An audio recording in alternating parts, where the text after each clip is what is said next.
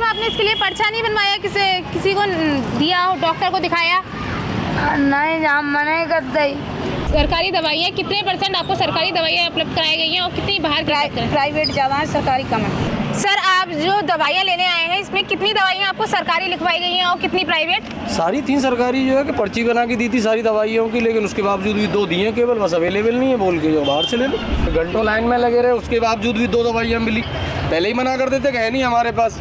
नमस्कार, मैं संजना और आप देख रहे हैं TNF टुडे। आज हम आए हुए हैं सरोजिनी नायडू मेडिकल कॉलेज, जहां हम लोगों से जानेंगे कि यहाँ दवाइयों की क्या सुविधाएं हैं, क्या उनकी असुविधाएं हैं। साथ ही लोगों से ये भी जानेंगे कि उन्हें अस्पताल द्वारा कौन कौन सी दवाइयाँ लिखी जाती है, क्या वो अभी की कौन कौन सी दवाइयाँ उन्हें अस्पताल से उपलब्ध कराई जाती हैं और कौन कौन सी दवाइयाँ उन्हें बाहर से लिखी जाती हैं। सर, आपका नाम? अमर थे। आप यहाँ कौन सी दवाई लेने आए थे? शुगर आपको क्या समस्या है? की तो इसको अस्पताल से कुछ दवाइयाँ लिखवाई गई हैं आपके लिए, तो ये दवाइयाँ अस्पताल की हैं या कोई बाहर से भी हैं? बाहर से। एक आध बाहर की है, बाकी सब नहीं। तो आप कितने दिनों से आ रहे हैं? 5-6 महीने। 5-6 महीनों से। 5-6 महीनों में आपने जो जो दवाइयाँ ली हैं, क्या वो सारी सरकारी हैं या इसको लेकर जो बाहर से कितना खर्चा हुआ है आपका? ज़्यादा तो नहीं खर्चा हुआ, ज़्यादा खर्चा नहीं हुआ हमारा। ज़्यादा खर्चा नहीं हुआ? ज़्यादा खर्चा नहीं हुआ। सब दवाई यहाँ से मिलती है, एक आध दवाई जो यहाँ पे नहीं होती है वो बाहर से लेते हैं। तो मतलब अस्पताल की सुविधाएं अच्छी हैं? अच्छी सुविधा है और फ़र्क है, बहुत फ़ायदा है। ठीक है, जब से यहाँ से दवाई चल रही है। ठीक है। आपका नाम?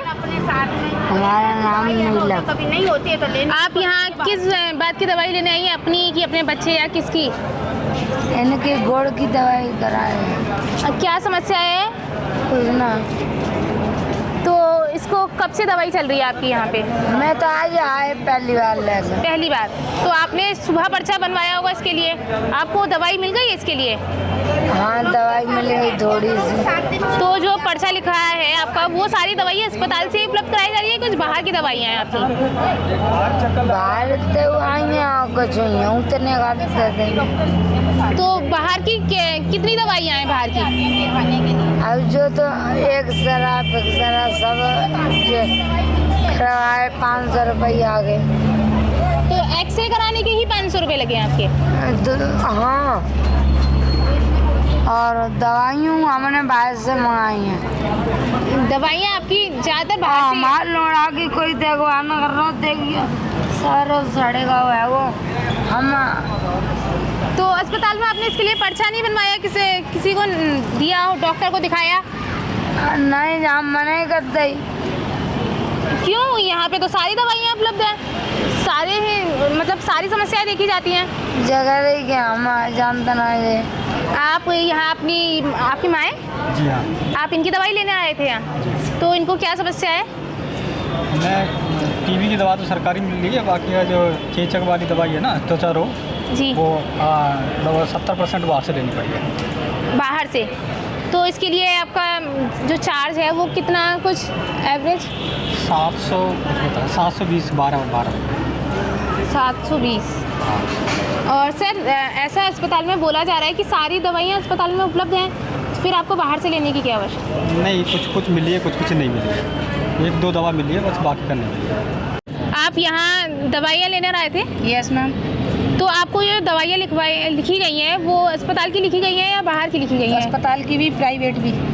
तो इसका कितना % बाहर का है कि मतलब सरकारी दवाइयाँ कितने % आपको सरकारी दवाइयाँ उपलब्ध कराई गई हैं और कितनी बाहर की? प्राइवेट ज़्यादा है, सरकारी कम है। प्राइवेट ज़्यादा है।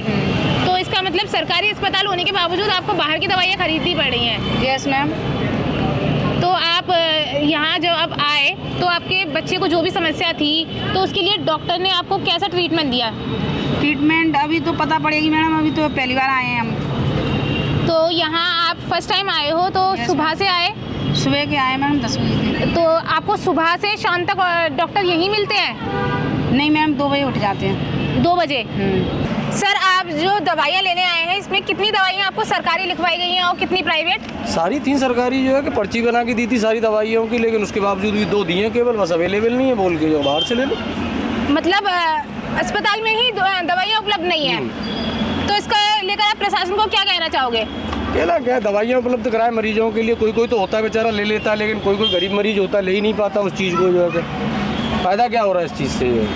मैं देख पा रही हूँ कि सरकारी अस्पताल है, सरकारी अस्पताल होने के बावजूद जब व्यक्ति को बाहर से दवाइयाँ लेनी पड़े तो किस बात का हाँ, वो तो फिर तो प्राइवेट में ही दिखा लेगा। जो है घंटों लाइन में लगे रहे, उसके बावजूद भी 2 दवाइयाँ मिली। पहले ही मना कर देते कि है नहीं हमारे पास, खत्म हो जाती है। 1 घंटा खड़ा हो गया बच्चे को, जो वहाँ पे 1 घंटे से खड़ा है उस लाइन में। तो आप अस्पताल की सुविधाओं को लेकर क्या कहना चाहोगे? खराब ही है, जो सुविधाएं तो हॉस्पिटल में है क्या फिर? जो जब दवाई नहीं मिल रही है मरीजों को, टाइम से कोई चीज़ नहीं मिल रही है, तो फ़ायदा क्या है फिर उसका? सरकारी हॉस्पिटल होने का क्या फ़ायदा होता है? और यहाँ के डॉक्टरों को आप क्या कहना चाहोगे, वो किस तरह से काम कर रहे हैं? उन्हें क्या कहना चाहेंगे, जो है ये तो अदर लोग होते हैं जो डिस्पेंसरी में दवाइयाँ वगैरह लिया, डॉक्टर तो लिख रहे हैं ना बेचारे अपनी दवाइयों को, जो है उन्हें क्या दिक्कत है इस चीज़ से?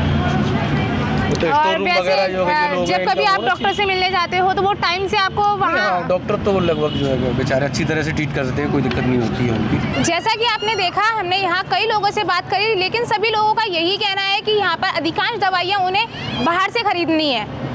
उन्हें अस्पताल में दवाइयाँ तो दी जाती हैं, लेकिन उससे अधिक मात्रा में उन्हें दवाइयाँ बाहर से खरीदनी पड़ती हैं। अगर व्यक्ति के पास इतना ही पैसा होता तो वो सरकारी अस्पताल क्यों जाता, वो प्राइवेट अस्पताल से दवाइयाँ ना लेता। इसी बात पर मैं प्रशासन से आग्रह करना चाहूँगी कि अस्पताल में जल्दी से जल्दी सारी दवाइयाँ उपलब्ध कराई जाए, ताकि मरीजों को बाहर से दवाइयाँ ना लेनी पड़े। उनको जो उनकी पैसों को लेकर जो दिक्कतें हैं, जिनको लेकर वो सरकारी अस्पताल में आते हैं, वो दिक्कतों का सामना ना करना पड़े और वो कम रेट में अच्छी से अच्छी सुविधा पा सके।